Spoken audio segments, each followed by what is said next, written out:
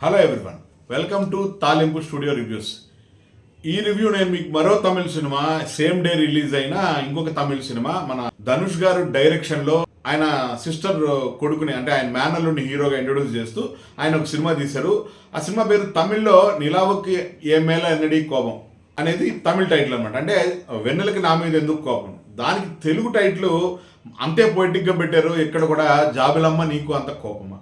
అయితే ఈ సినిమా ఎలా ఉంది, దీని కథ కమాంశం తెలుసుకోబోయే ముందు చిన్న రిక్వెస్ట్. ప్రతిసారిలాగే మిమ్మల్ని మేము అడిగే ఒక్క లైక్, మీరు చేసే ఒక్కొక్క లైక్ మాకు చాలా సపోర్ట్ ఇస్తుంది. అదేవిధంగా ఇలాంటి వీడియోస్ రివ్యూస్ ఇష్టపడే వాళ్ళకి మన కంటెంట్ వాళ్ళ దగ్గరికి చేరడానికి హెల్ప్ అవుతుంది. Please like, share and subscribe తాలింపు స్టూడియో. నెక్స్ట్ ఈ సినిమా గురించి మాట్లాడుకునే ముందు అసలు ఈ సినిమాకి ఎంత బజ్ రావడానికి ధనుష్ గారు ఎంత కారణమో మన జీవి ప్రకాష్ చేసిన సాంగ్ గోల్డెన్ స్పారో సాంగ్ కూడా అంతే హెల్ప్ అయింది అనమాట. చాలా పెద్ద హిట్ సాంగ్ అది. లాంగ్వేజ్ బ్యారియర్స్ లేకుండా ఇన్స్టాలో దాన్ని ఎలాగ వాడారనేది అందరికీ తెలిసిందే. Golden sparrow song. ఈ ముఖ్యమైన విషయాలు అయిపోయిన తర్వాత ఈ సినిమా కథ విషయానికి వద్దాం.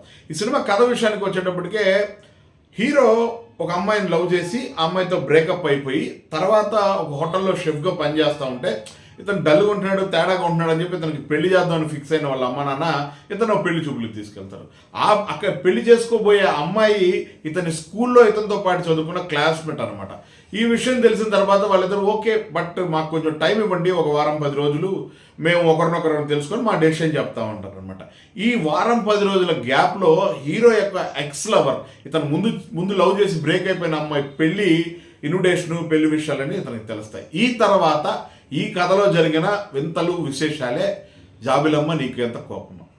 ఫస్ట్ డైరెక్టర్గా ధనుష్ సినిమానంతా హ్యాండిల్ చేసిన విధానం గురించి మాట్లాడుకునే ముందు స్టార్టింగ్ అంటే ఫస్ట్ హాఫ్లో స్టార్టింగ్ అనమాట. సినిమా స్టార్టింగ్ ఒక అరగంట అంటే ఆ ఓల్డ్ లవ్ స్టోరీ డీల్ చేసిన విధానం మాత్రం చాలా కొత్తగా అనిపించింది, చాలా డిఫరెంట్గా అనిపించింది.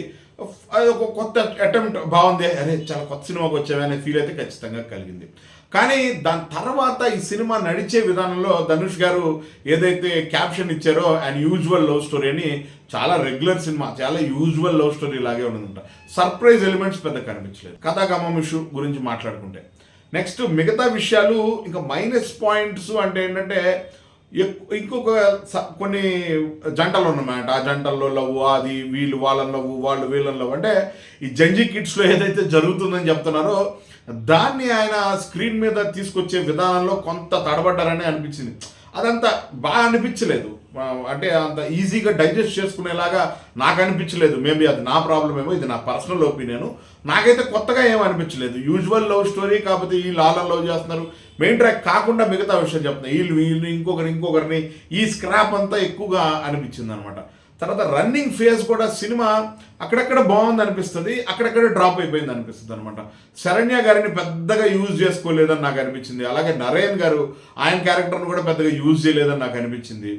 మ్యూజిక్ కూడా గోల్డెన్ స్పారో ఇంకొక 2 పాటలు ఉన్నాయి, అవి కూడా చాలా ఎక్స్ట్రాడినరీగా అనిపించాయి.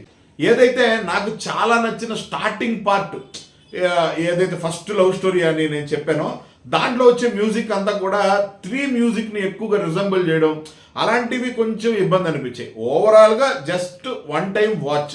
మ్యూజిక్ బాగుంది, విజువల్స్ చాలా బాగున్నాయి.